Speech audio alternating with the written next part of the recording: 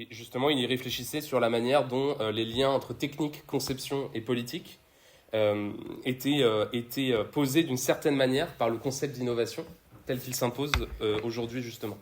Dans les échanges qu'on suivit, on partageait un étonnement commun justement quant à la façon dont le discours sur l'innovation, hors de sa technicité économique, il est naturalisé pour décrire le rapport aux techniques de l'humain en général et à travers l'histoire. De la maîtrise du feu à l'invention de l'écriture, l'innovation, elle est présentée comme une caractéristique humaine universelle qui a permis la survie, l'adaptation, l'expansion de l'espèce qu'on peut retrouver dans toutes les grandes périodes historiques, de la préhistoire un petit peu aux grandes découvertes. Justement, j'insiste sur le fait que le fait que je choisis les termes survie, adaptation, expansion, ça n'est pas au hasard puisqu'on voit déjà un petit peu un imaginaire révolutionniste qui est clair derrière le discours de l'innovation. Ce discours de l'innovation, il trouve une incarnation particulièrement importante justement dans les discours à propos des technologies du numérique et de l'IA, qui sont présentés comme la grande rupture inévitable à venir justement. Et sa vigueur demeure manifeste puisque très récemment, on a vu l'obtention du prix de la Banque de Suède par les économistes Aguillon, Howitt et Mokir, qui sont justement chantres de l'innovation comme moteur de la croissance, de la transformation sociale, et en particulier concernant l'IA.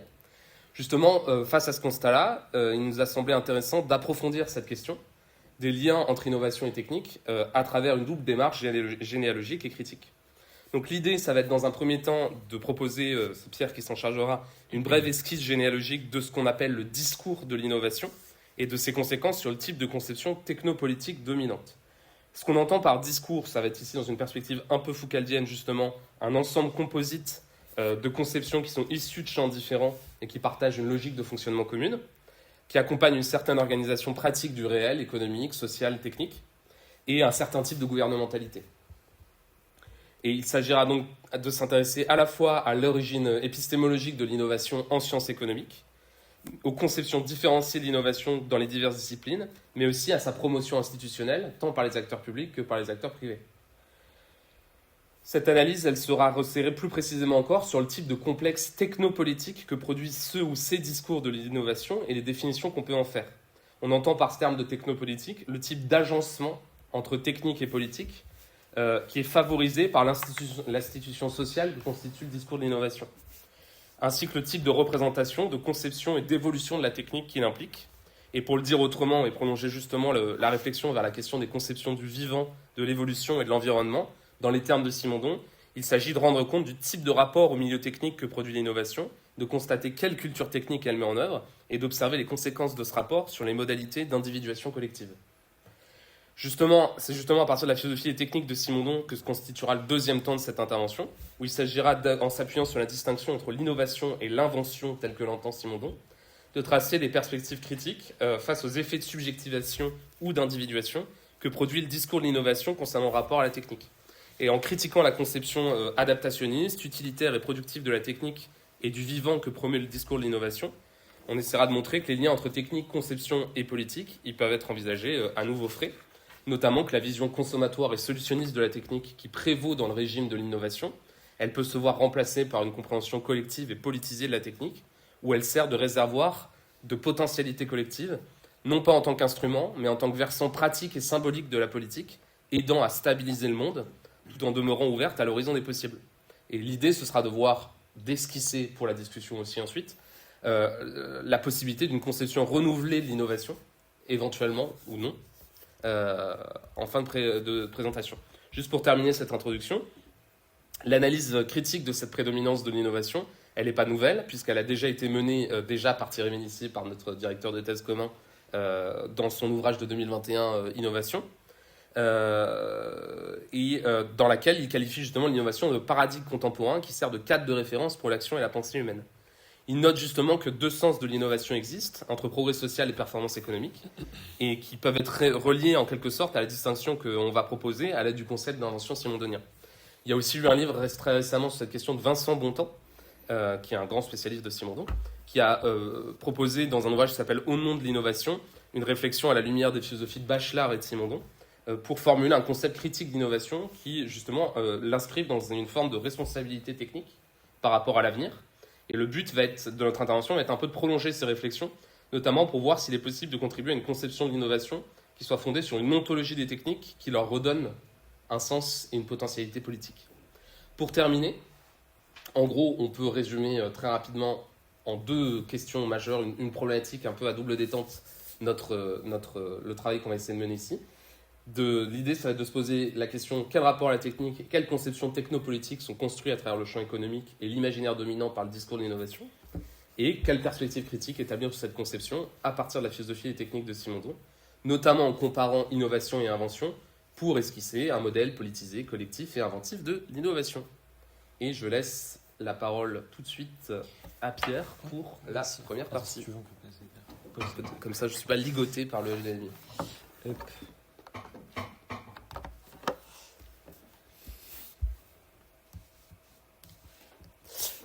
Ok, merci Antonin pour l'introduction. Donc, comme tu viens de le dire, le but de cette première partie sera en particulier de proposer une analyse généalogique du concept d'innovation et ensuite de proposer quelques pistes de réflexion qui expliqueraient pourquoi l'innovation elle s'est institutionnalisée au point de devenir une sorte de paradigme de notre rapport à la technique. Le sociologue spécialiste de l'innovation Benoît Gaudin, dans son ouvrage de 2016 qui s'appelait Making Sense of Innovation, From Weapon to Instrument to Buzzword, qualifiait l'innovation de buzzword pour souligner son caractère totalisant, voire omnipotent à propos des nouvelles technologies. Et en même temps que ce caractère très médiatique et ce phénomène de l'innovation, le philosophe spécialiste de la question, comme le soulignait Antonin Vincent Bontemps, souligne une sémantique floue derrière le concept. Il dit, je cite, « Peut-être est-il illusoire de vouloir lui attribuer, il parle de l'innovation, une définition valant avant tout pour sa valeur sémantique ou référentielle. L'innovation constitue plutôt un mot d'ordre. Le terme n'entend pas fixer les idées ni décrire une réalité, mais guider l'action d'une myriade d'acteurs de la recherche sans qu'il s'ait à se référer à un cadre commun. » Fin de citation. Du coup, dans le cadre de ce séminaire sur l'institution, il est intéressant de se poser la question de savoir si on peut faire un rapprochement entre le concept d'institution qui est philosophiquement riche et celui d'innovation. L'innovation serait-elle devenue si englobante qu'on pourrait la considérer comme une institution sociale privilégiée qui gouvernerait notre rapport aux nouvelles technologies ? Alors, je vais commencer par la généalogie du concept, d'où est-ce qu'il vient.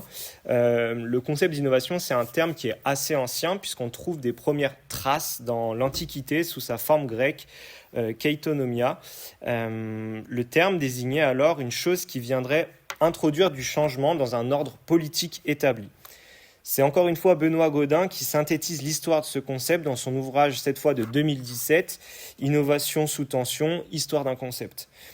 Son travail démontre que le contenu conceptuel attaché au mot innovation a beaucoup évolué au cours du temps et qu'il n'a pas été toujours celui d'aujourd'hui. Par exemple, à la Renaissance, Machiavel emploie le terme innovation pour suggérer le renouveau politique. Ce serait dans le cas où un gouvernant est en danger, il se devrait d'innover, de renouveler sa manière de gouverner s'il veut pouvoir pérenniser son pouvoir. Au XVIe siècle, le mot est utilisé par l'Église anglaise lors des réformes protestantes pour désigner le danger révolutionnaire que représenteraient les innovateurs luthériens. Cette caractéristique diachronique des langues et des mots est un phénomène qui est assez bien connu de la linguistique et qui est déjà remarqué par Ferdinand de Saussure dans son cours de linguistique générale en 1916. Mais ce n'est pas cette archéologie conceptuelle qui nous intéresse à proprement parler ici dans cette présentation. On va plutôt chercher à analyser le contenu conceptuel du terme innovation tel qu'on l'entend dans son sens contemporain. Notre travail de généalogie de l'innovation, tel qu'entendu de nos jours, trouve ses racines plutôt au XIXe siècle via 2 sources. La première source, c'est plutôt la sociologie de Gabriel Tarde, notamment à travers son ouvrage « Les lois de l'imitation » de 1890. Tarde s'oppose à la vision holistique de son contemporain Émile Durkheim. Il va développer une sociologie qui rappelle plus tard l'individualisme méthodologique qui est développé par Raymond Boudon au XXe siècle. Et dans l'approche de Tarde, l'évolution sociale n'est pas déterminée par les lois extérieures transcendantes qui s'imposent aux individus, mais par des initiatives rénovatrices individuelles, qu'on appelle des inventions. des découvertes ou des innovations. Les innovations se propagent ensuite par imitation. Pour Tarde, si la plupart des individus imitent les actes des autres, et c'est le propre de la cohésion sociale, la société au global évoluerait car certains adoptent de nouveaux comportements inédits, ils innovent. La deuxième source, et certainement la plus importante aujourd'hui, c'est celle de l'économie de Joseph Alois Schumpeter, qui propose sa propre conception du terme innovation. Si certaines personnes voient une filiation entre Schumpeter et Tarde, et c'est le cas de certains économistes contemporains de l'innovation, d'autres s'y refusent. Et c'est notamment le cas de Vincent Bontemps dans son ouvrage sur l'innovation. Schumpeter et d'autres de ses contemporains, notamment John Maynard Keynes et toute l'école néoclassique, s'opposent ou complètent l'école classique de macroéconomie qui s'interrogeait sur l'origine de la croissance et sur les meilleures normes politiques à adopter dans le monde économique. Ça peut nous faire penser notamment au célèbre concept de la main invisible d'Adam Smith et sa promotion du libéralisme économique. Pour l'économie classique et néoclassique, et de manière assez résumée, la croissance s'explique par l'accumulation de capital et par l'investissement dans le travail. Derrière travail, on va mettre des choses comme la machine ou l'humain. Pour Schumpeter, au contraire, le moteur de la croissance se situerait plutôt dans ce qu'il appelle l'innovation. Selon le récent prix Nobel d'économie, enfin c'est pas vraiment un prix Nobel mais je raccourcis, Agion en 2025 qui travaille sur l'innovation, il y aurait 3 idées principales à retenir chez Schumpeter. La première, l'innovation et la diffusion du savoir sont au cœur du processus de croissance. Je cite: la croissance de long terme résulte d'une innovation cumulative telle que chaque nouvel innovateur bâtit sur les épaules des géants qui l'ont précédé. Cette idée fait écho à la conclusion de Solow selon laquelle il ne peut y avoir de croissance de long terme sans progrès technique. C'est la diffusion et la codification du savoir qui permettent à l'innovation d'être cumulative, sans quoi nous serions obligés chaque fois de réinventer la roue et de gravir la même montagne comme dans le mythe de Sisyphe. Fin de citation. Deuxièmement, les incitations et la protection des droits de propriété sont indispensables à l'innovation. Et enfin, troisièmement, l'idée selon laquelle le capitalisme et la croissance trouveraient leur fondement dans le fait que de nouvelles entreprises viendraient remplacer des anciennes moins performantes grâce à des innovations technologiques. Ce qui va rendre ces entreprises plus performantes et plus rentables. Ce phénomène, Schumpeter l'appelle la destruction créatrice et c'est ce qui assurerait la non-stagnation des marchés et donc la croissance. Comme nous venons de le montrer, le sens contemporain de l'innovation, comme phénomène social et économique, trouve ses racines dans la première moitié du XXe siècle. Mais le concept est encore relativement confiné à des usages académiques, voire à quelques auteurs, Schumpeter, Tarde ou d'autres personnes. Pour des chercheurs s'étant intéressés à la buzzification de l'innovation, comme Thierry Ménissier, Benoît Gaudin ou Vincent Bontemps, son introduction et son usage massif dans le monde socio-économique datent plutôt de la deuxième moitié, voire de la toute fin du XXe siècle. Nous sommes alors en droit de nous demander pourquoi et comment ce concept, dont l'usage était plutôt restreint au début du XXe siècle, s'est retrouvé dans tous les discours parlant de technologie et qui est aujourd'hui de plus en plus rattaché au discours scientifique. En effet, on peut voir derrière le mot innovation toutes sortes de déclinaisons à l'infini dans des sous-catégories comme l'innovation technologique, l'innovation verte, l'innovation low-tech, l'innovation high-tech, j'en passe, etc., etc. Ces déclinaisons, quand elles sont poussées à l'extrême, elles vont prendre des formes de pléonasme, comme ça peut être le cas de la désignation innovation créative qui a été proposée par la Banque publique d'investissement, BPI-France, au cœur de son dispositif French Touch de politique industrielle à destination des industries culturelles et créatives. Pour expliquer cette promotion de l'innovation, jusqu'à devenir l'institution sociale gouvernant le paradigme technopolitique contemporain, nous avancerons 3 arguments. Premièrement, la sacralisation de Schumpeter. Deuxièmement, le pouvoir épistémique du discours de l'économie sur les institutions politiques et sur la société civile. Et troisièmement, l'influence de l'imaginaire capitaliste néolibéral. Donc, je reviens à mon premier point, la sacralisation de Schumpeter. C'est à la fin du 19e siècle que les mathématiques s'invitent peu à peu dans les théories économiques, notamment via l'école marginaliste. Mais jusqu'au début du XXe siècle, les grands théoriciens comme Marx ou Keynes utilisent encore très peu les maths dans leurs écrits d'économie. C'est surtout avec l'école néoclassique du début du XXe siècle que les économistes commencent à construire leurs théories grâce aux mathématiques et inventent les premiers modèles mathématiques pour décrire les phénomènes économiques. L'un des modèles les plus connus de cette période néoclassique est le modèle de Solow-Swan qui a été construit par Robert Solow et Trevor Swan en 1956. Le modèle de Solow-Swan cherche à décrire le comportement de la croissance économique en fonction de l'accumulation de capital et d'un facteur travail. Les deux sont modélisés par l'épargne et le coût d'entretien du capital. Dans un pays donné, l'épargne de chaque habitant permet un investissement dans du capital, c'est l'outil de production. Plus l'épargne est élevée, plus le capital est élevé, et plus le capital est élevé, plus la production est élevée. Le modèle introduit un autre paramètre qui est le coût de maintien du capital. C'est la grande droite que vous voyez en noir. À partir d'un certain point, appelé état stationnaire, le coût de maintien du capital devient plus élevé que l'investissement dans le capital. À l'atteinte de cet état stationnaire, le PIB par habitant n'augmente plus. Toutefois, et comme le constate Solow, dans les prévisions de son modèle ne se réalisent jamais à ce qu'on observe dans la réalité. À son époque, aucune économie développée ne semblait atteindre cet état stationnaire. Dans sa contribution, Solow apporte un élément alors exogène au modèle pour expliquer la non-atteinte de cet état stationnaire. Pour lui, ce phénomène s'explique par ce qu'il appelle le progrès technique qui permettrait d'augmenter la production du capital tout en diminuant son coût de maintien, repoussant ainsi toujours plus en avant l'état stationnaire. Cependant, chez Solow, il ne va jamais modéliser ni nous expliquer ce qu'est le progrès technique. C'est finalement un concept qui a assez peu de substance et de contenu sémantique. Il ne l'intègre même jamais à son modèle. Il faut attendre 1992 et le modèle de Aghion-Howitt, et c'est notamment le sujet du Nobel 2025 d'économie, c'est ce modèle, qui est la première version du modèle schumpeterien et la fondation de l'école schumpeterienne qui va modéliser ce que Solow entendait par progrès technique.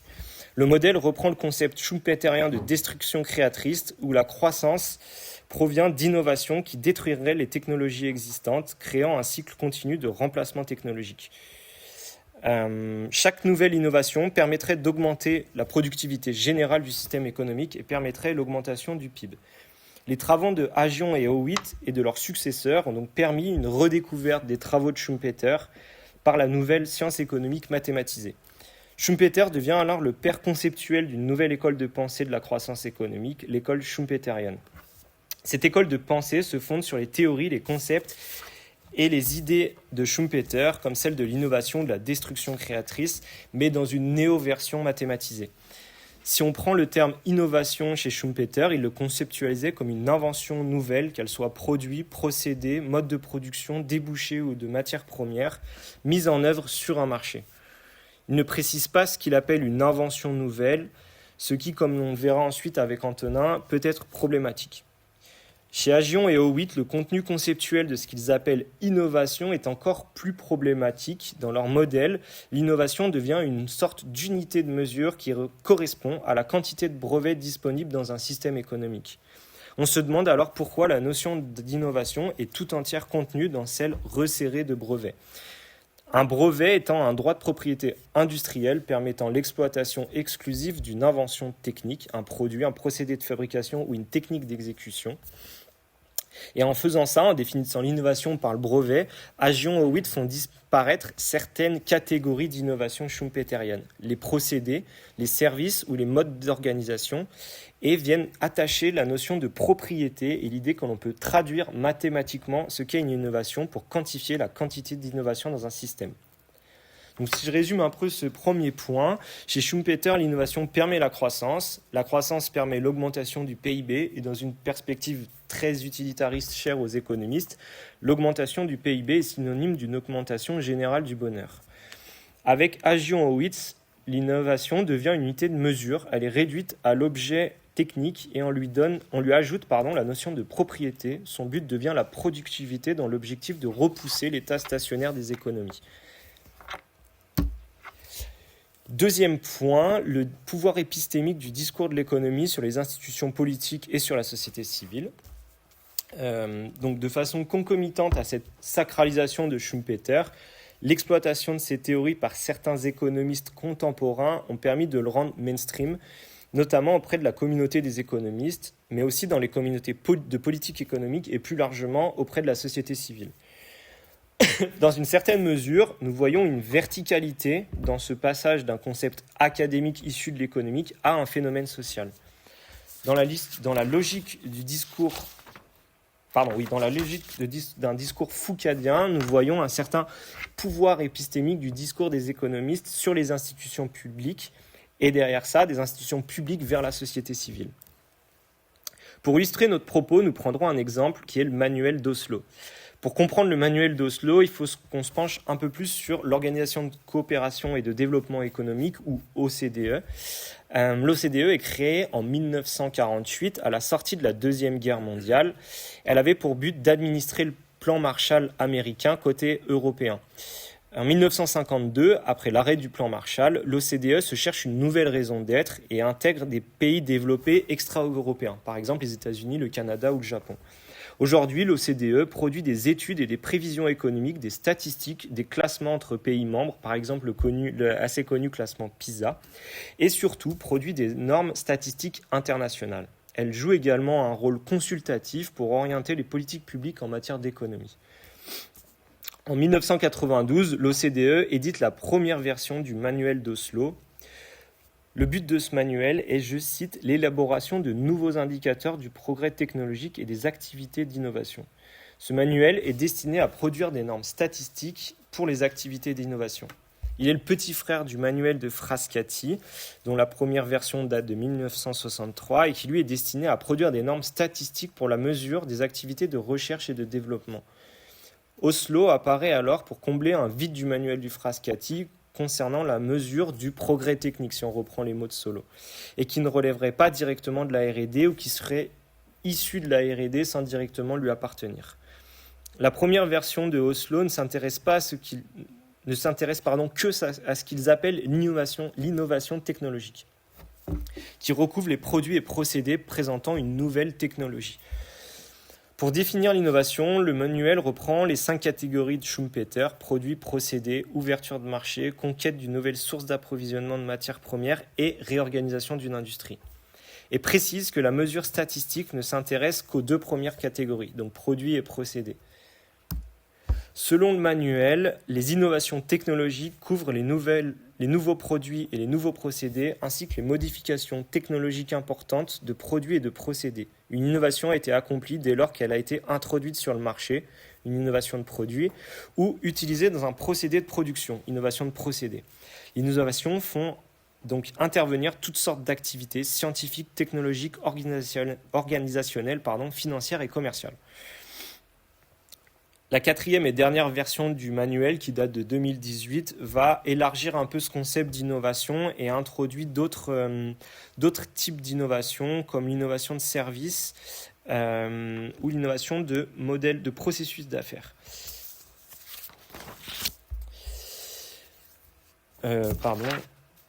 L'innovation n'est donc plus seulement technologique aujourd'hui pour l'OCDE, elle intègre des activités des entreprises qui étaient jusqu'alors exclues du manuel.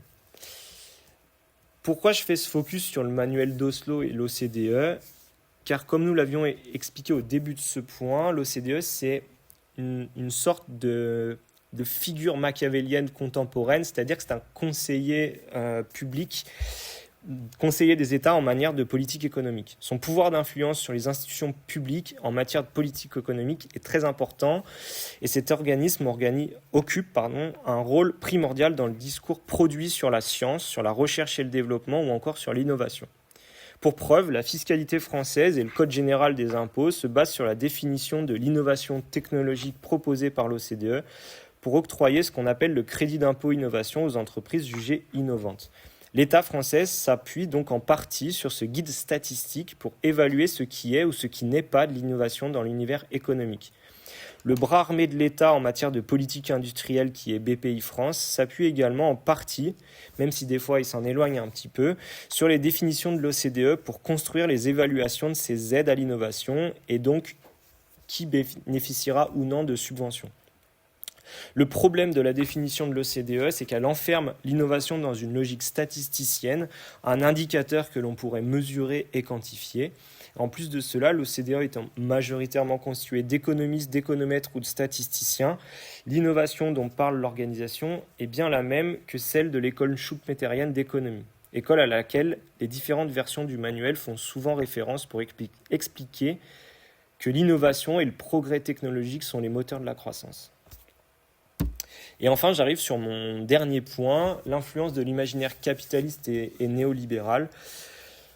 Ce troisième argument que je souhaite avancer est le fait que l'innovation s'affilie parfaitement et entre en résonance avec un imaginaire plus grand qui est l'imaginaire capitaliste et néolibéral de nos économies développées.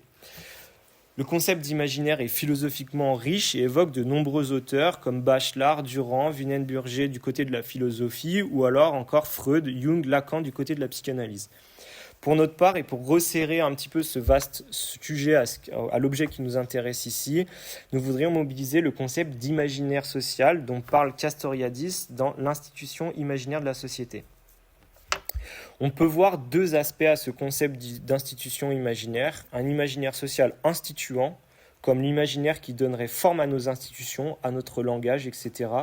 Et un imaginaire social institué qui représenterait le contenu de notre imaginaire social, c'est-à-dire les images, nos normes, nos mots, nos lois, nos représentations, etc.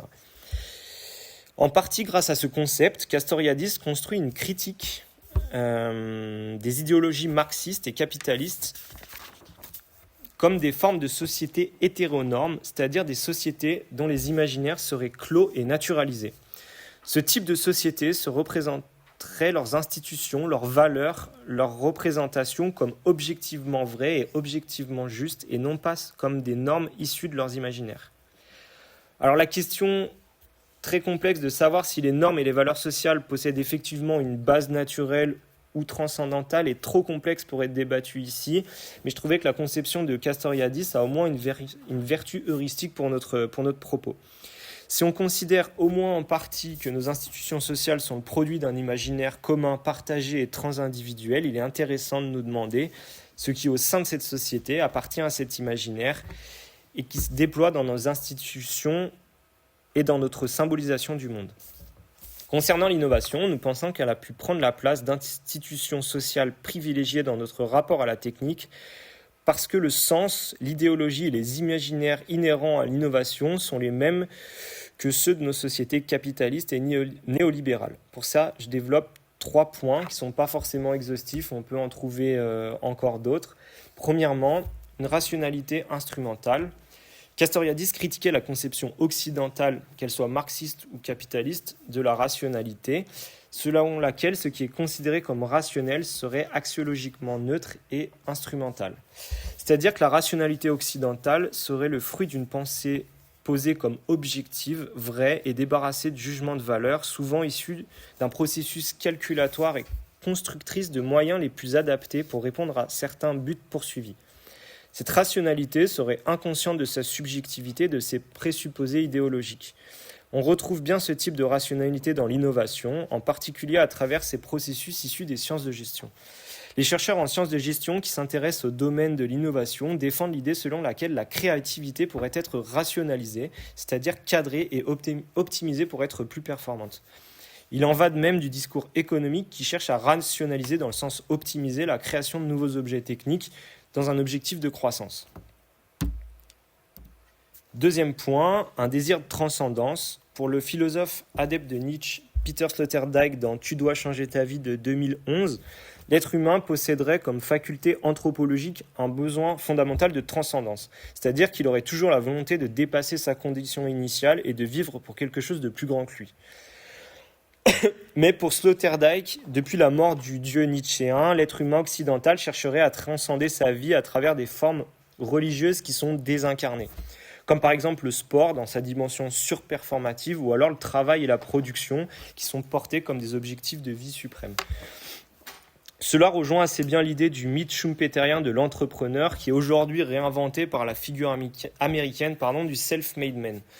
Les figures quasi mythologiques d'un Bezos, d'un Zuckerberg ou d'un Musk, qui seraient des sortes de surhommes habités par leur volonté de puissance. Là, j'utilise des mots nietzschéens exprès, mais revisités dans une version un peu néolibérale, partis de leur garage ou de leur chambre étudiant pour bâtir un empire technologique à la force de leur seul désir de dépasser leurs conditions initiales, de leur volonté de travail et surtout de génie.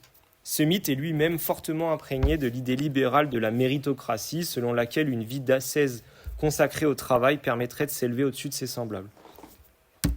Et enfin, dernier point, l'idée de progrès. Il s'agit de l'idée héritée des Lumières, selon laquelle l'être humain pourrait, grâce au progrès de la science et de la technique, progresser socialement et améliorer ses conditions d'existence. Si nous ne souhaitons pas débattre du bien fondé ou non de cette idée, nous notons au moins que les philosophes s'étant intéressés au concept d'innovation, Vincent Bontemps, Thierry Ménissier ou Xavier Pavie, voient une filiation forte mais transformée entre le concept de progrès et celui d'innovation. Pour Ménissier, l'innovation serait une sorte de progrès débarrassé de ses impératifs moraux. Pour Bontemps, le progrès présupposerait une projection vers un temps long et un futur utopique, tandis que l'innovation nous amènerait à penser une accélération vers des rythmes et des temps courts et dystopiques. L'innovation, la plupart du temps dans sa forme technologique, devrait alors nous permettre de changer le monde et serait la seule solution pour empêcher la réalisation d'un futur dystopique, qu'il soit désastre écologique, guerre, crise politique, etc. On retrouve bien cette idée du progrès technique, vecteur d'amélioration sociale, dans l'imaginaire capitaliste néolibéral. On retrouve également dans l'imaginaire capitaliste des notions d'accélération du temps et d'adaptation à un environnement en changement constant. À ce sujet, Antonin développera un peu plus avec Barbara Stiegler, où on peut voir aussi dans le livre de son père, Bernard Stiegler, dans la disruption, ce phénomène d'accélération et de changement. Et j'en ai fini pour ma partie.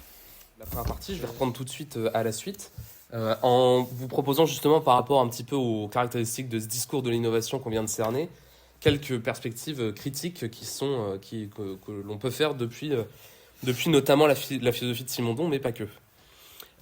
L'idée, ça va être que, à travers justement son propos, à mon sens, Pierre, il a identifié 4 caractéristiques principales de ce qu'on a choisi d'appeler le discours de l'innovation, et qui justement caractérise un certain type de rapport entre technique et politique, qui est construit au croisement des concepts économiques, des injonctions institutionnelles, des imaginaires sociaux dominants. Je les résumerai ainsi. D'abord, il y a une dimension cumulative et source de croissance économique dans la production de nouvelles techniques ou de nouveaux modes d'organisation. En même temps que cette dimension cumulative, dans un deuxième temps, il y a une dimension destructrice et une capacité de rupture pour certaines de ces innovations qui aident à ouvrir de nouveaux marchés.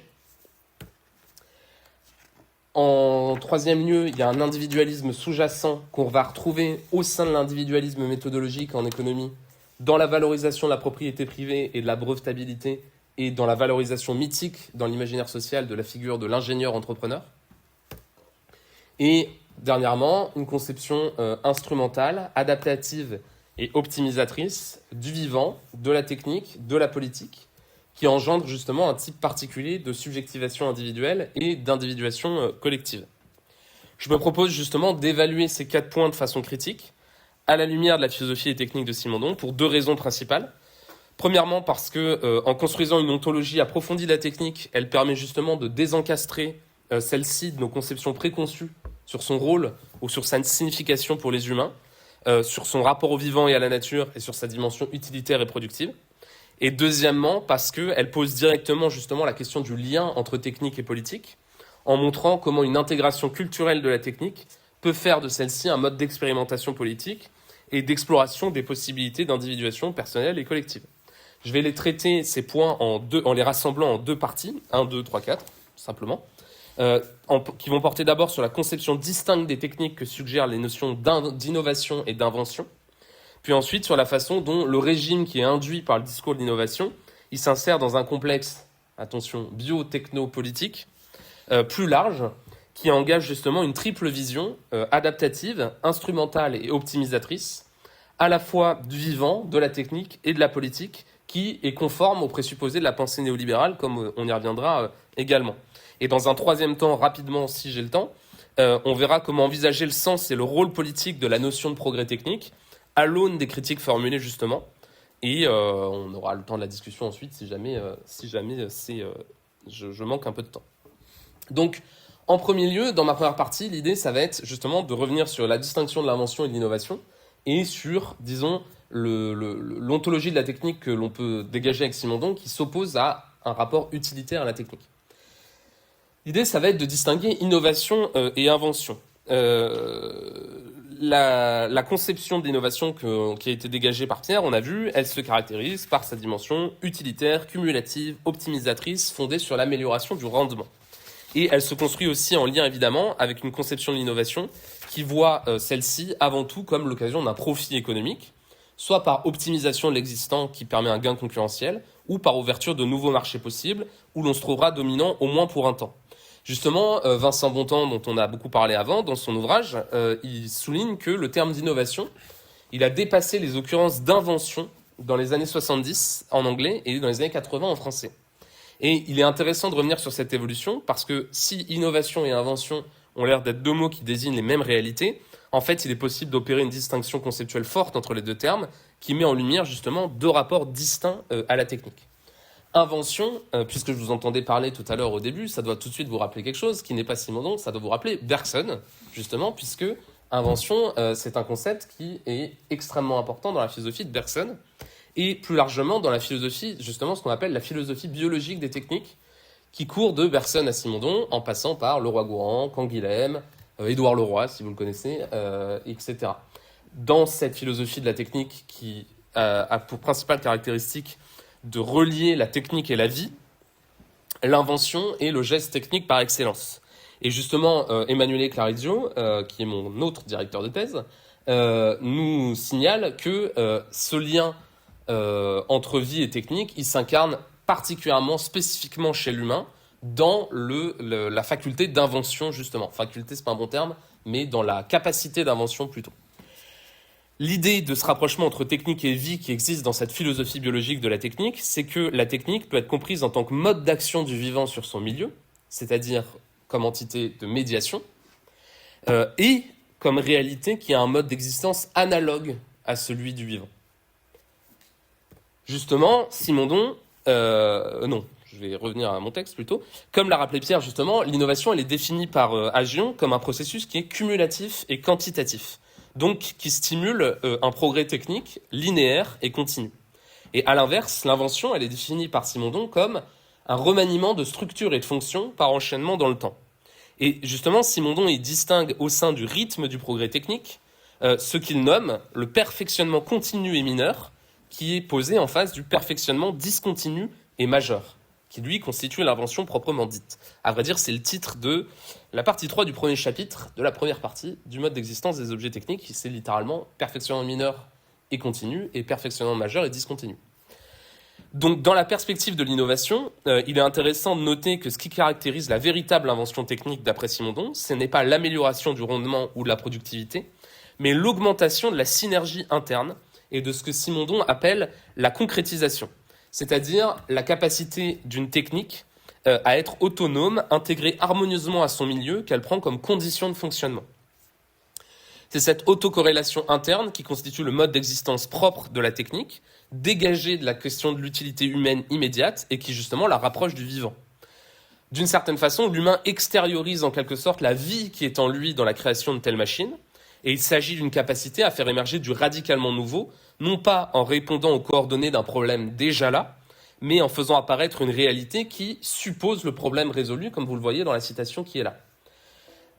En le déplaçant, elle suppose le problème résolu en le déplaçant et en le dépassant par un effort d'imagination.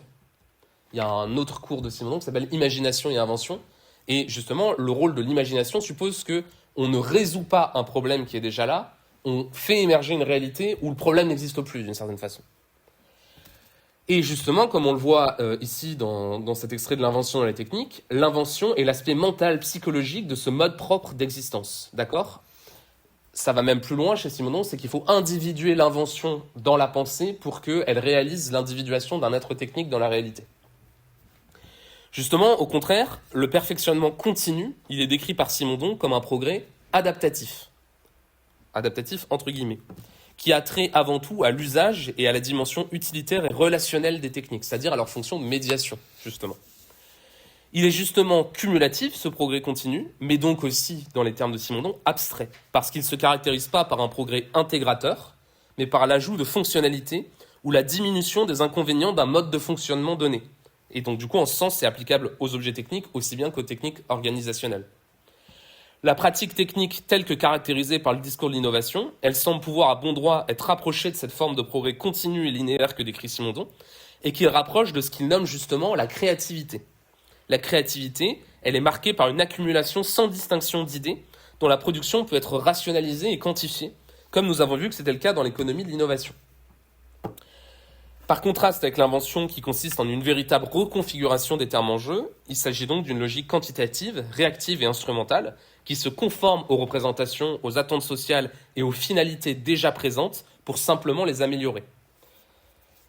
D'ailleurs, il est assez intéressant dans la citation que je vous mets là, de voir que c'est par essai et erreur au cours de l'usage que ce perfectionnement progressif et continu a lieu, et il s'additionne.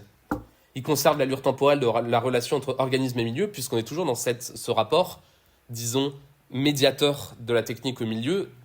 C'est une technique qui ressemble en réalité à la technique animale, de façon générale. L'idée n'est pas... oui, je voulais vous mettre cette citation parce qu'elle est très savoureuse. Elle vient de l'invention dans les techniques, justement, et Simondon décrit ce qu'on fait dans les bureaux d'études à ce moment-là, en disant que c'est super les bureaux d'études, mais que ça n'est pas une réelle invention technique.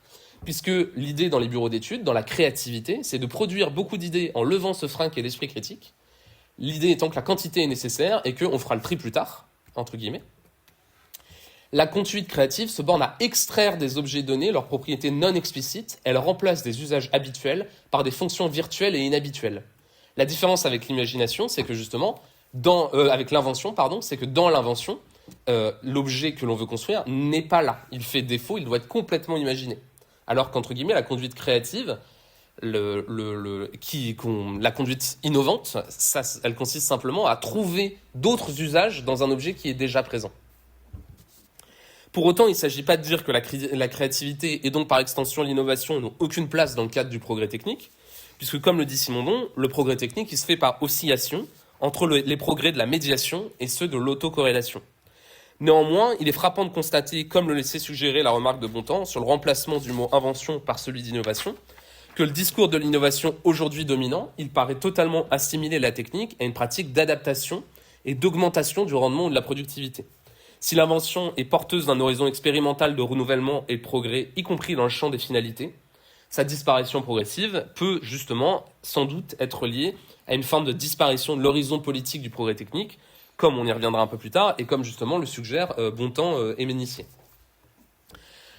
Dans un deuxième temps, cette conception non directement utilitaire et productive de la technique à travers l'invention, elle peut se prolonger pour analyser l'autre pendant de l'innovation qu'on a mis en évidence, c'est-à-dire la vision de celle-ci comme un processus de rupture ou de destruction créatrice selon la formule de Schumpeter, ou encore comme un processus disruptif, pour reprendre justement un mot qui est approprié par le langage du discours de l'innovation. Il est intéressant ici de souligner l'existence d'une forme de contradiction sous-jacente. L'innovation doit perfectionner de façon linéaire et continue la technique, mais elle se positionne également comme une force de rupture. Cette contradiction peut être comprise selon Simondon par la confusion de deux ordres d'exigences bien différents, celui de la rentabilité économique et de la perfection technique interne. Une technologie de rupture est en réalité une technologie qui a avant tout un débouché économique fort et qui peut être utilisée dans une logique concurrentielle et non pas une forme technique qui symbolise un progrès réel du point de vue de la norme technique. Justement, quand on parle de spécialisation technique dans notre société, selon Simondon, en réalité, on parle de préoccupations qui sont extérieures aux objets techniques, puisqu'on parle plutôt du fait qu'il faut que ça fonctionne, ou que quand on va voir un technicien, c'est quelqu'un qui est capable de venir réparer votre lave-vaisselle, mais qui n'a pas nécessairement la connaissance des schèmes techniques et n'a pas eu le geste inventif technique par rapport au lave-vaisselle lui-même. Et selon lui, c'est une spécialisation qui est extérieure, qui se fait selon des directions extérieures aux techniques. Et cette spécialisation extérieure aux techniques dans une perspective économique et commerciale, en réalité, elle aboutit à une forme d'étroitesse des fins qui sont poursuivies dans le geste technique. Justement, Simondon prend l'exemple de l'automobile et de l'intégration, à son époque, c'est un cours des années 70, de l'intégration d'un nouveau type d'alternateur dans un produit donné. Et il indique justement que ce travail-là, par exemple, c'est un travail de créativité qui peut être réalisé, je cite, par un bureau d'études employant éventuellement le brainstorming, c'est dans les mots de Simondon, hein, et qui vise justement avant tout à l'adaptation d'une technique à un contexte commercial donné, qui vise à la satisfaction de la demande ou à son renouvellement. Justement, Simondon nous dit, en réalité, l'urgence des techniques et l'urgence dans laquelle se passe le processus créatif, le processus d'innovation, en réalité, il vient d'une urgence économique, de la nécessité de la survie d'une entreprise, par exemple, ou de sa maximisation de profit. Et l'idée, c'est que c'est le produit vendable que l'on doit trouver et dont on doit trouver comment le présenter, comment le fabriquer, selon des contextes commerciaux, mais qu'il ne s'agit pas d'un véritable geste technique, justement. Donc là, vous voyez ce que je disais sur le brainstorming. Et justement, cette introduction de technologie dans de nouvelles automobiles, en réalité, elle demande, selon Simondon, une adaptation aux conditions particulières, un cahier des charges pour chacun des constructeurs clients, mais pas une réelle invention. Le problème de l'invention, c'est qu'elle est trop lente et qu'elle ne répond pas à un problème qui est posé souvent de manière pratique ou pragmatique et qui consiste à fabriquer, éprouver, rendre commercialisable un produit qui n'est pas nouveau, le produit, dans son principe technique, dans son schème technique, mais dans la nécessité de son adoption brusque dans un domaine où il n'avait pas de rôle jusqu'ici. Cela amène justement Simondon à critiquer la pensée de l'obsolescence qui gouverne la pratique technique dans le régime de l'innovation. Je m'appuie ici sur un autre travail de Bontemps qui est un article qui s'appelle « La machine respectueuse ». L'éthique des techniques de Simondon à l'ère des robots. Et outre dans cet article une réflexion plus spécifiquement tournée vers la robotique et l'IA, il souligne que pour Simondon, le rapport consommatoire et le remplacement régulier des machines sont un symptôme qui est avant tout extra-technique et qui témoigne d'une aliénation fondamentale à l'égard des machines qui ne sont pas respectées pour elles-mêmes et face auxquelles nous n'assumons pas nos responsabilités. On refuse de reconnaître dans les machines l'effort vivant et humain qu'elles contiennent et on ne les perçoit justement qu'à travers le prisme de l'utilité et de la puissance. Et ce faisant, on nie à la fois l'inventivité humaine et la potentialité du devenir qui est contenue dans l'agencement matériel qu'elles sont, c'est-à-dire un fonctionnement qui marche, et qui peut toujours être affecté à d'autres finalités par un effort d'invention, justement.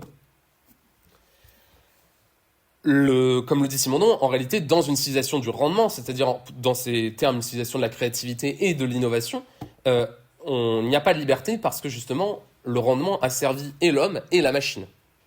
Nous sommes injustes envers les machines, d'une certaine façon. Et il est intéressant également de souligner la contribution que ça peut faire pour mettre en lumière la dimension mythique du récit du remplacement par l'innovation. Puisque Simondon souligne bien aussi qu'il y a des processus de stratification technique et de préservation de l'ancien qui est toujours sous-jacent ou réassigné, mais jamais détruit radicalement au sens schumpeterien. Bon, l'idée, une fois posée un petit peu cette distinction entre ces deux régimes de technique que sont l'innovation et l'invention, ça va être de voir que, en réalité, dans ce discours de l'invention, il y a une forme de rapport instrumental qui existe, qui est pensée aussi bien en rapport avec la technique qu'avec la politique, et qui relie les catégories que j'ai appelées ici individualisme, évolutionnisme et adaptationnisme. L'idée va être de voir que, justement, à travers l'innovation, il y a une forme de conception politique du vivant qui a lieu. Comme on l'a vu justement, Simondon voit dans la créativité le versant psychologique de l'innovation et l'adaptation y joue un rôle fondamental. Pierre a également mis en évidence les liens sous-jacents entre l'explosion du discours sur l'innovation et la pensée néolibérale. Or, dans la lignée des travaux de Barbara Stiegler, dans son ouvrage « Il faut s'adapter », mais aussi dans la lignée des analyses foucaldiennes sur la gouvernementalité néolibérale, en particulier dans Sécurité, Territoire, Population et dans Naissance de la biopolitique, il est particulièrement frappant de voir que la pensée néolibérale, c'est une pensée basée pour une grande part sur une conception spécifique du vivant, qui est centrée sur la notion d'adaptation et partant de là sur une conception spécifique du rôle que joue la technique dans l'évolution et l'organisation collective. Pierre mettait en avant que l'introduction de l'innovation en sens économique reposait notamment sur l'idée d'une diffusion du savoir dans la société, mais où l'incitation et la protection de la propriété privée doivent être essentielles pour convaincre des individus innovants de se lancer dans la démarche d'innovation. On peut penser à toute la rhétorique politique et médiatique de l'incitation et des freins à l'innovation en fonction des décisions institutionnelles ou des projets de régulation dans certains domaines, comme le numérique ou l'IA par exemple récemment. Or, justement, cette conception, elle peut directement être liée à la conception du vivant et du marché de la pensée néolibérale. En effet, la pensée néolibérale, elle entend tirer les conséquences du darwinisme sur la pensée libérale, notamment en faisant le constat d'une forme de désadaptation des vivants humains à leur nouvel environnement socio-technique issu de la révolution industrielle. Cette désadaptation, elle implique la mise en place d'une rationalité constructive, comme nous le dit ici Thomas Berndt, dans la citation que je vous ai mise, pour imposer le plus largement la logique du marché, qui ne peut plus se reposer sur une nature fixe des individus humains, puisque ceux-ci sont pris dans le processus évolutif. Le marché doit être instauré, car dans cette perspective évolutionniste, il constitue l'opérateur idéal qui alloue l'information et les richesses de la façon la plus optimale possible. Cette optimisation ne pouvant faire l'objet d'une orientation totalisante, d'une planification ou d'une régulation quelconque, en raison de sa dimension émergente et de sa complexité, au sens de complexité de la théorie des systèmes. Arrive le moment que vous attendiez tous, c'est-à-dire une citation d'Hayek. Hayek, justement, grand économiste néolibéral, nous explique que si le marché est l'allocataire de l'information et doit être utilisé, c'est parce que justement, dans la perspective d'une incapacité à connaître le tout social, au moins le marché, en tant que procédure évolutive, qui est apparue par le biais d'un processus évolutif, permet, disons, la répartition la plus optimale, la plus efficace des richesses et de l'information dans une société à travers la liberté qui est laissée notamment aux interactions individuelles. J'insiste sur cet exemple, le fait qu'Hayek parle du marché comme un répartiteur d'informations est très important parce qu'en fait dans ce terme-là, il y a tout l'arrière-fond cybernétique qui est très fort dans la pensée d'Hayek et tout le lien qu'il a avec la pensée, la théorie des systèmes et la pensée de la complexité. Mais on va y revenir tout de suite. Justement, cette complexité et cette lecture évolutive, elle nous amène à lire l'évolution comme une lutte pour la survie, qui passe par l'adaptation passive aux conditions extérieures qui sont imposées par l'environnement, notamment grâce à la technique, qui du coup est pensée dans une perspective strictement utilitaire et optimisatrice. On retrouve ici les analyses de Barbara Stiegler sur la rhétorique du retard de l'espèce humaine, qui doit en permanence courir après les innovations de rupture, mais aussi les récits de la transition numérique ou écologique, ainsi que la relecture de l'histoire humaine au prisme de l'innovation, comme on l'évoquait en introduction. On retrouve aussi la figure des experts, des faiseurs, des innovateurs, en somme les individus exceptionnels qui font avancer l'espèce, qui doivent orienter la politique à travers leur plus grande maîtrise technique et intellectuelle, en disqualifiant la compétence politique des masses. Dans cette optique, l'innovation privée, voire individuelle, joue un grand rôle. Une connaissance holistique de la société étant impossible, il faut laisser les préférences et les intérêts des individus s'imposer et permettre aux groupes de découvrir les solutions techniques adaptatives futures, quand bien même leur déploiement ou leur utilisation renforcerait les inégalités sociales.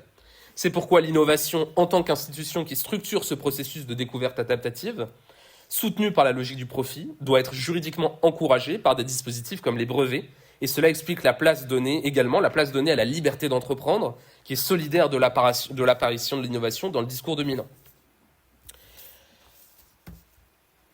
Ce point de rapprochement entre, disons, la conception du vivant et de la politique néolibérale, il va nous amener aussi à prendre en compte le type de corrélation qui peut exister entre justement des techniques de subjectivation particulières que l'on pourrait retrouver dans ce régime néolibéral et une certaine forme d'usage de la technique qui correspond à celui du régime de l'innovation. Justement, donc face à ce rapprochement qui peut être opéré entre l'évolutionnisme néolibéral adaptatif et le discours de l'innovation qui en incarne en quelque sorte la facette technique, il est intéressant de se pencher sur les effets de subjectivation de ce discours, tant sur les concepteurs que sur les consommateurs usagers de ces techniques qui sont pensés sous le régime de l'innovation. La gouvernementalité néolibérale, elle est en effet caractérisée par Foucault comme avant tout incitative, basée sur l'orientation lâche, sur la possibilité de libre décision des sujets. C'est plutôt l'action sur l'environnement qui créera les conditions de subjectivation qu'une quelconque contrainte directe. Comme le suggèrent Bardin, Rodriguez et Ferrari, dans leur article que je vous mets là, qui parle de la gouvernementalité algorithmique dans une perspective simondonienne, la rationalité néolibérale intègre le bruit dans un vocabulaire cybernétique, dans un vocabulaire de théorie de l'information, c'est-à-dire le bruit social, le bruit réalisé par les processus sociaux, des propositions individuelles des innovateurs, du risque et de l'inattendu, en permettant justement et en encourageant l'innovation libre, tout en asservissant ainsi les fins de la recherche et de la pratique technique aux fins du marché, et en permettant de ce fait le maintien de l'homéostasie du système social, pour reprendre toujours un terme d'origine cybernétique. Le surgissement de la nouveauté technique doit être contrôlé socialement par la logique du marché, sans autres alternatives ou finalités possibles. Et c'est précisément l'inverse que doit réaliser le véritable geste d'invention technique chez Simondon, qui reconfigure les finalités possibles et fait augmenter la métastabilité, la richesse interne du corps social, comme on va le voir un peu plus tard. Du côté des concepteurs, cette intégration du bruit, elle peut justement se bâtir grâce à la valorisation sociale de la figure mythique de l'ingénieur entrepreneur, dont le génie technique et la rentabilité de ses innovations assurent la place de dominant économique dans l'ordre social, et qui est élevé en modèle de désirabilité, canalisant la conception dans une logique de marchandisation immédiate. Comme le souligne également Bontemps dans son ouvrage, la pratique de la recherche scientifique et technique en laboratoire se trouve elle-même en permanence incitée à penser sa pratique technique selon ce schéma adaptatif de la technique marchandise, au détriment d'une réflexion sur l'insertion de la technique au sein d'autres finalités, écologiques ou sociales par exemple. La figure de l'ingénieur se voit ainsi mythifiée et unipolarisée, à rebours des pratiques effectives, différenciées et concrètes qui ont lieu dans la pratique de l'ingénierie. De façon plus générale, comme le rappelait Pierre et comme le disait Vincent Bontemps, l'innovation est une orientation vague. Elle ne caractérise pas que l'invention d'un objet technique, mais aussi les pratiques techniques immatérielles, pour reprendre les mots de Daniel Cérézuel, qui est un philosophe de la technique, c'est-à-dire des modes d'organisation de la recherche, de la production et des institutions, des process, ainsi que des techniques de soi plus individuelles, qui engendrent aussi des formes de subjectivation particulières qu'on peut relier à la conception adaptationniste de la technique et de la politique que l'on a décrite. Évoquons rapidement justement à titre d'exemple les technologies du quantified self numérique, le monitoring de la santé, les indices de performance, qui visent à la quantification du soi et à se prendre soi-même comme objet d'une innovation possible, en valorisant la performance ou l'agilité adaptative, et donc en pensant toujours les techniques sur le mode de l'utilité et du rendement. Finalement, l'innovation comme discours et comme institution sociale transversale peut en quelque sorte être comprise au-delà de la conception et de la production d'objets techniques, comme une forme de corrélat technopolitique d'une subjectivation particulière qui autorise ensuite le rapport consommatoire et accélératoire à la technique marchandise que dénonçait déjà Simondon.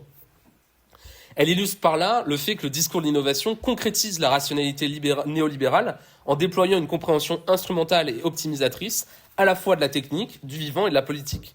Le vivant est soumis à un processus évolutif passif d'adaptation dont la technique représente la médiation univoque, maniée seulement par certains individus privilégiés qui orientent le devenir de l'espèce sans discussion démocratique possible. La rationalité technique n'est donc pas pensée comme un compromis ouvert entre les régimes normatifs du vivant humain et les exigences du milieu, mais comme un processus évolutif déterministe et optimisateur de transformation de l'environnement qui s'impose uniformément, aussi bien au sein du marché que dans l'action des institutions publiques. On notera également, concernant les discussions actuelles sur l'IA, puisque j'ai le nez dedans, que la délégation de la compétence politique aux machines se justifie dans ce cas, puisqu'elles sont plus performantes pour manier une intelligence strictement adaptative, au fonctionnement figé et explicite. C'est aux individus et à l'organisation sociale de se conformer à leurs normes de fonctionnement. Dans un dernier temps, que je vais essayer de faire court, on peut se demander, à la lumière de ces critiques-là, quel est le sens que l'on peut donner au progrès technique. Et on peut retrouver par là la philosophie de Simondon et essayer de comprendre le sens du progrès technique comme, au contraire, un sens stabilisateur, expérimental et techno-symbolique. Mais il y en a qui m'ont déjà entendu sur le sujet, donc je suis content parce que je vais pouvoir aller vite dessus. L'idée est que Simondon nous dit « la machine stabilise le monde ». Et justement, face à cette conception biotechnopolitique instrumentale et utilitaire, dont les effets subjectivants se manifestent à la fois par une pression sur les consommateurs et sur les concepteurs, et par une pratique politique utilitariste et instrumentale, on peut s'interroger sur le sens à donner à la notion de progrès technique. Comme on le disait en première partie, en lien avec ce que Pierre évoquait, le discours de l'innovation, il prétend pouvoir quantifier et rationaliser le progrès technique, et il se nourrit justement d'une vision simpliste, quantitative et même accélérationniste du progrès technique. Ce faisant, il configure le versant technique de la conception politique passive, de façon passive, instrumentale et gestionnaire. C'est pourtant justement précisément l'inverse que suggère Simondon en affirmant que la machine, elle, comme je le disais, stabilise le monde. Tout comme Hayek, dans sa formulation de la théorie du marché en tant que processus évolutif qui fait circuler l'information, Simondon emploie des termes issus de la cybernétique, mais pour leur donner justement une signification qui est radicalement opposée. En effet, la machine correctement comprise et respectée s'oppose à l'entropie, c'est-à-dire à la dilution progressive de l'énergie contenue dans le vivant humain et dans le collectif transindividuel. Elle préserve la richesse des potentiels ouverts dans le rapport au monde, elle préserve la métastabilité, c'est-à-dire, dans le vocabulaire de Simondon, l'équilibre instable du monde, et les possibilités également de réinvention du transindividuel et du collectif humain. Elle empêche en quelque sorte le monde d'accélérer trop vite, non pas pour s'opposer au changement, dans une posture qui serait anti-technique, essentialiste et conservatrice, même du point de vue de Simondon, mais pour que celui-ci n'épuise pas ses forces dans une forme de surproduction, d'accumulation, de surconsommation optimisatrice qui empêcherait l'expérimentation future et asservirait le geste technique au type de norme le plus limité qu'est l'utilitarisme productif. La machine rend cette stabilité possible, car à travers le fonctionnement finalisé qu'elle nous présente, si elle est abordée hors du prisme de l'utilité, elle permet de reprendre le processus d'invention et donc d'explorer librement la diversité des finalités rendues possibles par la nature. Comme je vous l'avais dans la citation, Simondon qualifie carrément la machine de négantropique. Et elle est comme la vie et avec la vie, c'est-à-dire qu'on retrouve aussi l'ontologie spécifique de Simondon, c'est-à-dire le fait que la machine stabilise le devenir de la même manière que le vivant stabilise le devenir lui aussi dans ses modes d'individuation. Justement, l'idée est que le geste inventif de la technique, puisqu'il suppose de poser un être radicalement nouveau, il prolonge le mouvement de la vie. Et la technologie acquiert ainsi une dimension exploratoire en permettant d'expérimenter différents types de structures, différents types de fins, différents rapports au monde rendus fonctionnants et opératoires. Les avancées de la cybernétique, qui ont été ensuite réinvesties dans les sciences cognitives et l'intelligence artificielle, ont consacré une vision concurrentielle, adaptative et passive du vivant, en insistant sur les schèmes de contrôle de la finalité dans les systèmes complexes, en particulier les systèmes sociaux, comme on le retrouve chez de nombreux auteurs néolibéraux, comme je le disais à propos d'Hayek, dont d'ailleurs l'épistémologie cognitive a joué un grand rôle dans l'histoire de l'intelligence artificielle. Mais chez Simondon, elles acquièrent au contraire, ces techniques de la finalité, un sens tout à fait différent, puisqu'elles ouvrent une nouvelle ère des rapports entre technique et politique, ce qu'il qualifie lui-même de nouvel encyclopédisme, retrouvant par là le sens du progrès technique des Lumières. En permettant de comprendre le fonctionnement opératoire de la finalité dans le vivant et les machines, la cybernétique a au contraire ouvert la voie pour Simondon à la possibilité de constituer librement et socialement de nouvelles fins sociales, justement. Et la technique peut devenir le support d'une expérimentation collective ouverte et dynamique. Comme on le voit là, ce dont il y a technique ne peut être une justification dernière, c'est-à-dire que la faisabilité technique productive utilitaire n'est pas une justification suffisante. Au contraire, la vie comporte bien des aspects de processus finalisés, mais la finalité n'est peut-être pas l'aspect le plus profond de la vie individuelle ou sociale, non plus que les différentes modalités de l'action finalisée, comme l'adaptation à un milieu, lit-on dans le mode d'existence des objets techniques. Justement, ces techniques de la finalité, telles que la cybernétique, permettent de sortir de la subordination des moyens à une fin et de l'idée de la supériorité de la fin par rapport aux moyens, et au contraire, elle permet de prendre conscience du fait que les finalités peuvent changer, l'évolution désadapte autant qu'elle adapte, tout à rebours de la conception néolibérale au contraire, et en ce sens, la technologie réduit l'aliénation en permettant cette libre exploration. Ça nous amène au dernier temps, et je ferai court, c'est le sens justement de ce que chez Simondon on appelle le technosymbolique, qui est l'idée que c'est par la technique que la pénétration d'une normativité nouvelle dans une communauté fermée est rendue possible. L'idée, c'est que le technosymbolisme exprime la capacité de la machine, justement, à mettre en contact les individus à travers une forme partagée et universelle, qui est le fonctionnement finalisé et autocorrélé de la machine. Ce faisant, elle introduit la possibilité d'une communication universelle et d'une possibilité de manier et d'explorer les différents modes de compatibilité des régimes normatifs, biologiques, techniques, sociaux, etc. En ce sens, la technique comprise comme technosymbolisme est la voie par laquelle introduire du nouveau dans l'organisation sociale et ce qui peut servir de base à des schèmes culturels universels du fait de son lien avec la nature, qui constitue chez Simondon le réservoir d'individuation future. Et la technique comprise selon son mode d'existence propre est le support et le symbole, je cite, du transindividuel, c'est-à-dire de la totalité sociale. En ouvrant la voie à une communication partagée, à une invention continuée, elle sert à individuer le groupe, à enclencher le processus par lequel celui-ci se construit. Et s'il s'agit d'une société réellement ouverte, selon Simondon, cette invention rendue possible par la technique vise à élargir le plus largement possible et à demeurer expérimentale dans son exploration de la variété des finalités collectives possibles. Le rétablissement de la fonction technosymbolique est le but du renouvellement de la culture technique chez Simondon et la tâche justement du technologue qui doit constituer une forme de technologie générale qui va rendre accessibles les schèmes de la technique aujourd'hui dominante pour favoriser son exploration.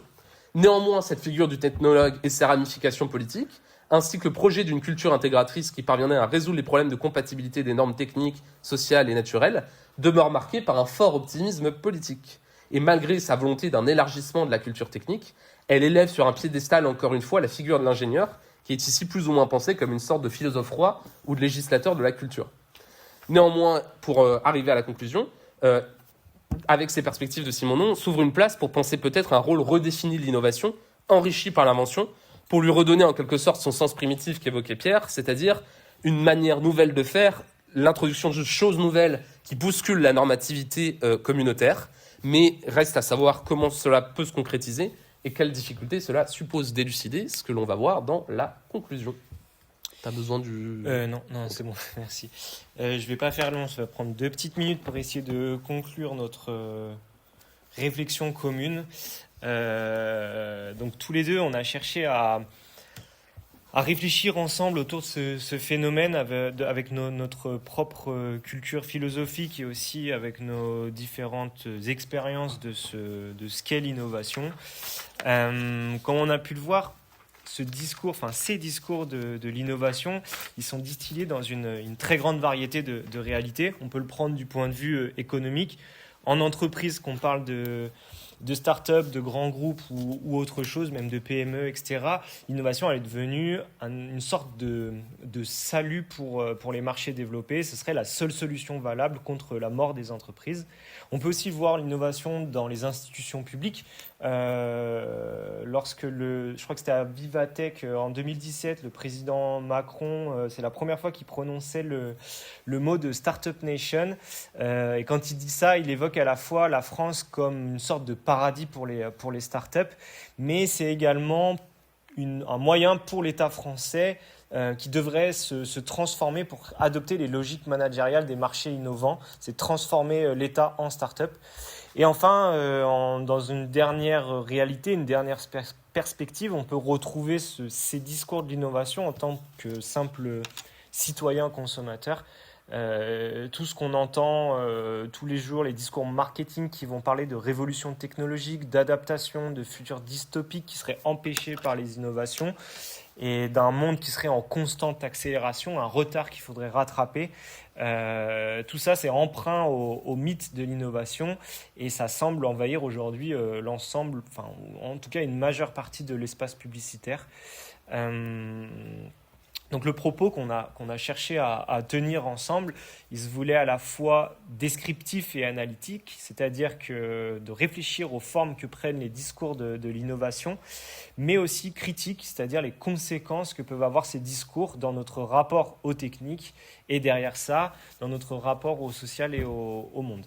Notre propos pouvait peut-être laisser transparaître un certain rejet du concept d'innovation, car il serait trop enfermant dans un rapport particulier à la technique, qui est à la fois utopique, instrumental, péremptoire et performatif. Mais on souhaite un peu prendre de recul et de se décaler par rapport à ça. On ne veut pas forcément soutenir la position selon laquelle il faudrait tuer l'innovation, qui serait la grande responsable de tous nos maux, mais pourtant, il nous apparaît important, voire nécessaire, d'interroger les fondements et les conséquences de ce concept dans notre rapport à la technique, au social et au monde. Est-ce que l'innovation, elle est à jamais vouée à souffrir de ses propres discours ? Est-ce qu'on peut les dépasser ?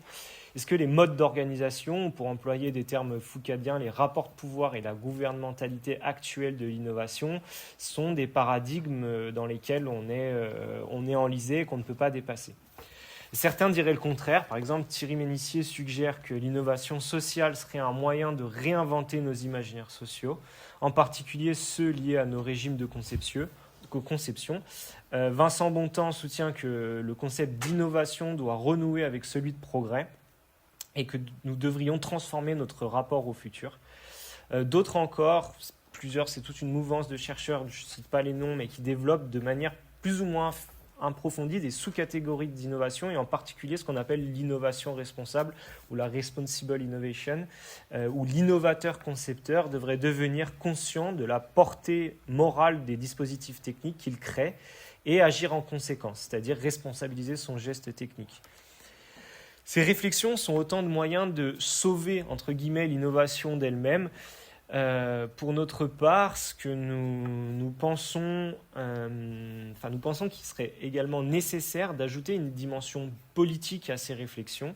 L'innovation en tant qu'institution sociale, on a essayé de le montrer dans notre propos, serait un catalyseur puissant pour interroger le réel et pour chercher à dépasser certains problèmes du monde.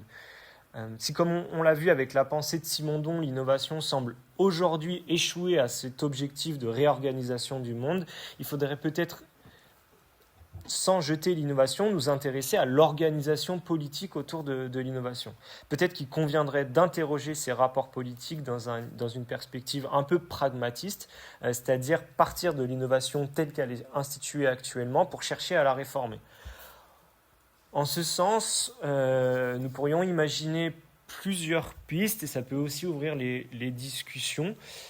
Premièrement, ce serait intégrer des buts moraux à l'innovation, ne plus seulement considérer l'innovation pour sa capacité à transformer le réel, mais orienter moralement ces transformations vers des futurs qu'on considère communément comme bons. Deuxièmement, horizontaliser les rapports de pouvoir liés à l'innovation.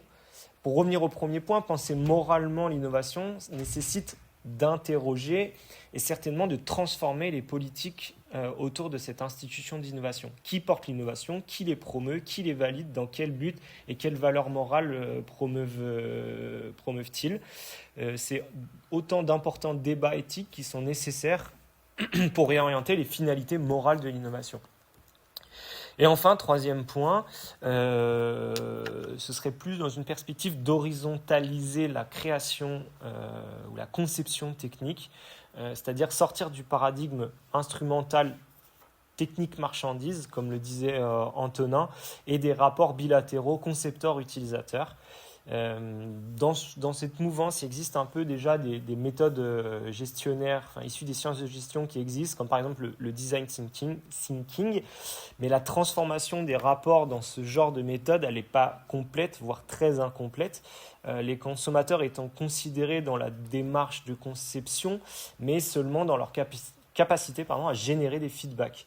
Ils ne sont pas intégrés à tous les étages de la conception. En réponse au point précédent, qui serait d'horizontaliser les rapports de pouvoir liés à l'innovation, et dans une logique simondonienne de promotion d'une culture technique à l'ensemble des groupes sociaux, si l'innovation devient consciente des buts moraux qu'elle poursuit, elle ne peut pas rester dans la main d'une poignée d'experts, qu'ils soient ingénieurs, entrepreneurs ou gestionnaires. Et je resterai là-dessus.